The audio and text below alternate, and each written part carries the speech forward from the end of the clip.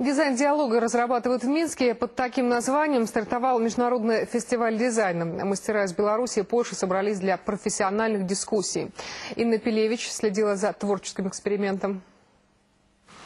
У гэтай выставачнай зале б'е сапраўдны фонтан і не спыняецца поток наведвальнікаў. І галоўнае, уваход вольны. Ацэньваць экспанаты можна кругласутачна. Упершыню ў гісторыі Мінска на плошчы Куба Коласа вернісаж выставы плакатаў.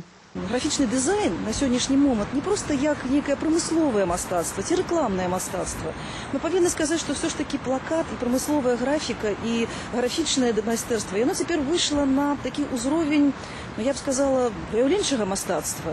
І мы бачым па плакатах, беларускіх плакатах, которые тут прадстаўлены, што у нас ёсць вельмі выдатныя творы, вельмі цікавыя, вельмі нечаканыя, вельмі іранічныя. Фестываль дизайн-диалогу сабраў вядучых майстроў графікаў Беларусі і Польшчы. Параўнаць тэндэнцыі дзвюх мастацкіх школ таксама можна ў музеі сучаснага выяўленчага мастацтва. Экспануюць знакі лагатыпы.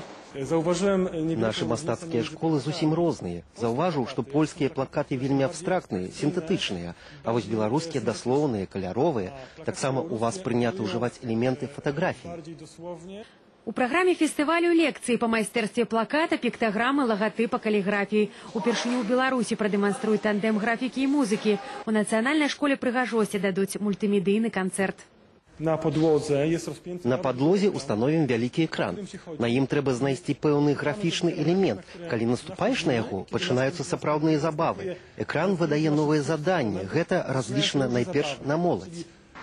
60 плакатаў на культурную тэму прахожыя плошчы Куба Коласа могуць разглядаць на працягу месяца. З Мінска дызайн-дыялогу толькі стартуе. Затым фестываль пераедзе ў польскі цэнтр сучаснага мастацтва, горад Торунь.